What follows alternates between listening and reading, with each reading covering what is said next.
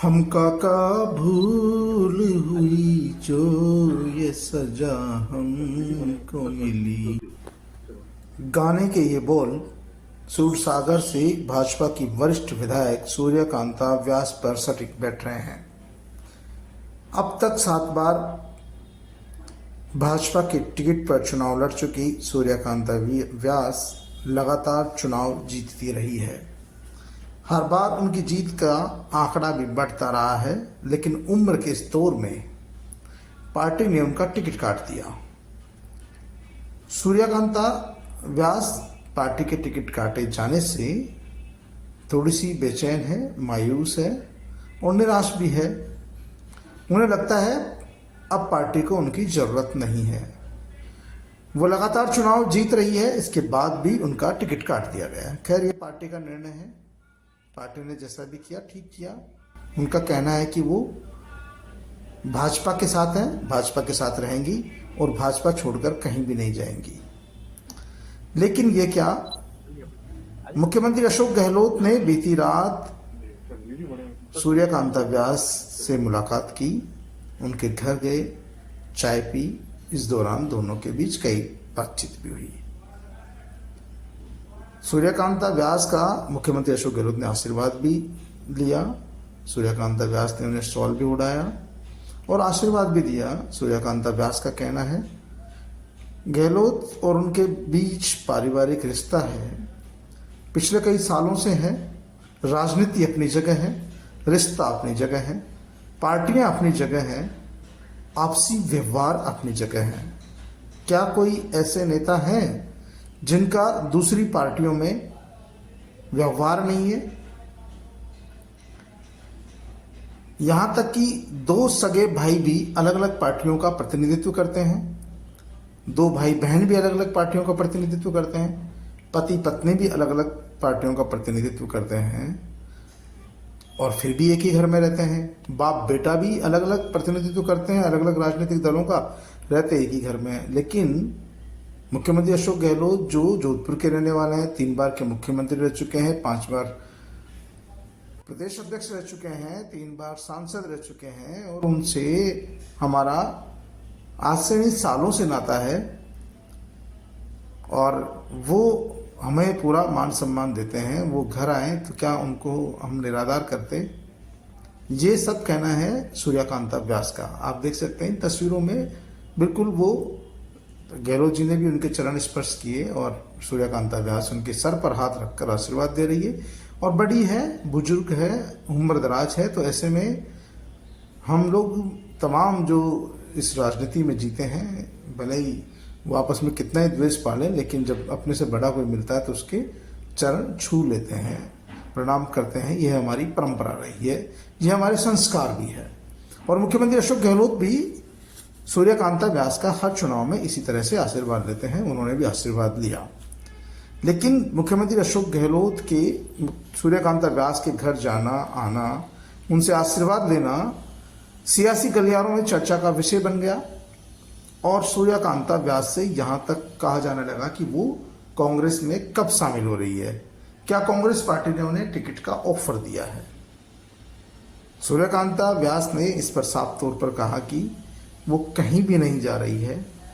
Party ने उन्हें 7 बार मौका दिया है, वो विधायक रही हैं, इस बार कोई सोच समझ कर ही टिकट काटा होगा, इसका उन्हें दुख भी नहीं है।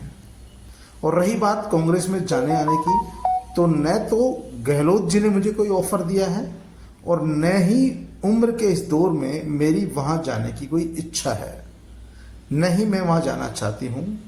उन्होंने तो यहां तक कह दिया कि कोई यदि मुझे उम्मेद भवन या कोई किला दान में दे दे और कह दे कि कांग्रेस में चली जाओ, तो भी मैं कांग्रेस में नहीं जाऊंगी, क्योंकि जिस पार्टी से मेरी पहचान है, जिस पार्टी में मेरा पूरा जीवन दिया है, जिस पार्टी की वजह से आज मेरी पहचान बनी है, और उम्र के इस पड़ाव में यदि पार्टी ने किसी कारणवश टिकट काट दिया तो क्या मैं पार्टी छोड़कर चली जाऊं? ऐसा कभी नहीं हो सकता। सूर्यकांता व्यास के बेटों का भी कमोवेश यही कहना था कि वो पार्टी नहीं छोड़ रही है और न ही हम पार्टी छोड़ेंगे। पार्टी ने टिकट काट दिया, कोई बात नहीं, ये पार्टी के बड़े नेताओं का काम है, ये उनकी सोच है कि आखिरकार क्या है। लेकिन आपको बता दें कि मुख्यमंत्री अशोक गहलोत ने 3 दिन पहले ही एक बयान में कहा था कि सूर्यकांता व्यास ने मेरी और मेरी सरकार की तारीफ क्या कर दी। भाजपा के वरिष्ठ नेताओं को यह बात चुभ गई और उन्होंने जीजी का टिकट काट दिया। सूर्यकांता व्यास को जोधपुर में जीजी के नाम से ही जाना जाता है और गहलोत जी जब भी मुख्यमंत्री रहे हैं और या नहीं रहे हैं तो भी जीजी का उनके घर आना जाना है और विधानसभा में भी आप एक दूसरे का वो इतना ही रिगार्ड करते हैं, सम्मान करते हैं। तो उनका साफ तौर पर कहना था कि जीजी का टिकट काट दिया है और वसुंधरा राजे को भी सजा मिली है क्योंकि वसुंधरा राजे ने भी मेरी सरकार की तारीफ कर दी थी। गहलोत का कहना था कि राजनीति में वैचारिक मतभेद होते हैं लेकिन इस तरह का दुर्भावनापूर्ण एक्शन नहीं होता है, क्योंकि कोई भी व्यक्ति यदि किसी की तारीफ कर दे तो राजनीति में तारीफ, बुराई और विरोध ये सब एक सिक्के के 2 पहलू हैं। व्यक्ति जब मौका लगता है उस सदन में विरोध भी करता है, लेकिन जब एक दूसरे के बच्चों की शादियां होती है, विवाह होते हैं तो एक दूसरे के कार्यक्रमों में आते जाते हैं, रिश्तेदारियां निभाते हैं, दोस्तियां निभाते हैं। तो ऐसी कोई बात नहीं है और उन्होंने जीजी को यानी सूर्यकांता व्यास को किसी तरह का कोई ऑफर नहीं दिया है। लेकिन उन्हें दुख जरूर है कि पार्टी को कम से कम उनकी उम्र का ख्याल रखना चाहिए था। उन्हें ये एक चुनाव और लड़ा देते तो अच्छा रहता, क्योंकि उनकी बातचीत हुई थी रावण दहन के दौरान, सूर्यकांता व्यास से बातचीत हुई थी तो सूर्यकांता व्यास ने उन्हें आमंत्रित किया था कि आप चाय पर पधारें। तो मुझे जैसे ही टाइम मिला मैं अपना वादा निभाने आया हूँ और आज ही नहीं आया हूँ, इससे पहले भी सूर्यकांता जी के घर पे आता जाता रहा हूँ, भले ही मैं मुख्यमंत्री रहा हूँ या केंद्र में मंत्री रहा हूँ, इससे कोई फर्क नहीं पड़ता।